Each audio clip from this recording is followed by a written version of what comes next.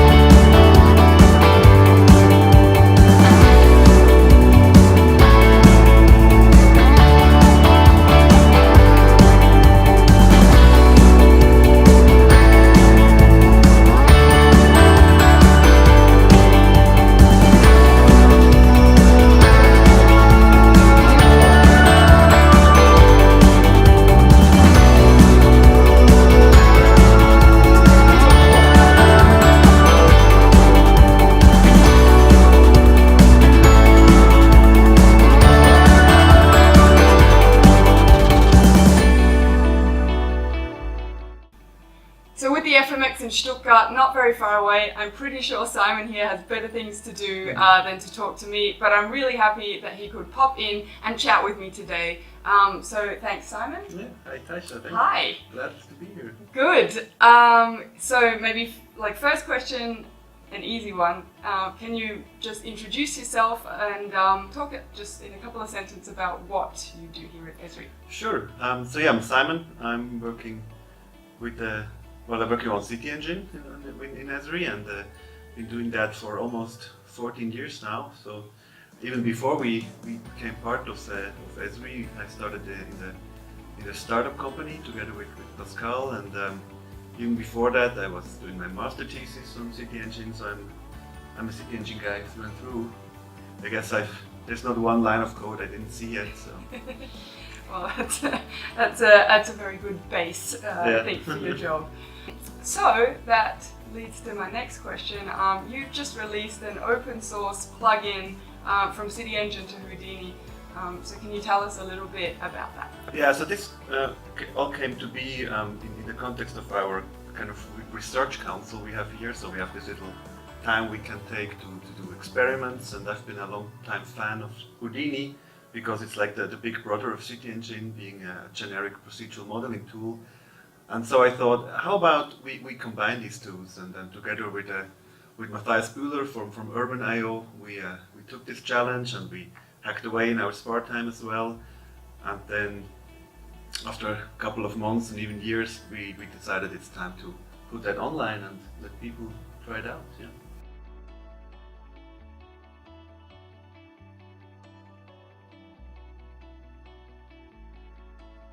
How's the reception for it been so far? It was quite nice. We immediately got some pull requests, some changes. I mean, it's a small community. It's basically two niche products, and combined it's probably even more niche. But there's a few enthusiasts out there doing procedural modeling, and we got some good feedback. And now with the upcoming FMX talks, we do, I guess, get even more momentum. I hope.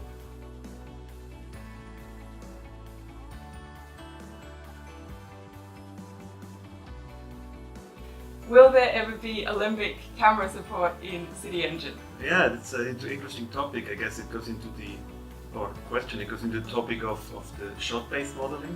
So we got this question a lot, but nowadays also people do a lot of, just model a whole city, export it, and then decide where they want to put the camera. So technically it's not a question, we can do that. It's maybe a question of marrying the camera models of Alembic and CityEngine, but I really would be interested in to hear from the audience as well. And so who is interested in a Alembic camera import into CityEngine, let me know. And we can prioritize that, yeah. Great. And last question, Simon. What's sort of next for the visual effects pipeline in CityEngine? About 1 million ideas. So there's so many things. So we're closely watching what the USD is doing, the Universal C Description. Then we have plans, so we probably need to upgrade our Python API to Python 3 and to CPython. There's things like time, If you do camera import, we also need a timeline eventually. Then the whole physical-based rendering materials are a big topic, and together with the OSL maybe, with open shading language. And then finally, we might even looking into integrate a ray tracer into the viewport, so have real high-quality previews in sensation. Yeah, we're still juggling priorities. Sounds like a lot of stuff. Oh, you can do a million of things. Cool. Yeah. Well, all that is pretty incredible to hear. So, thanks, Simon, for chatting with me today. And if you have any questions for Simon, just let us know. Thanks. Cool. Bye. Thanks. Bye.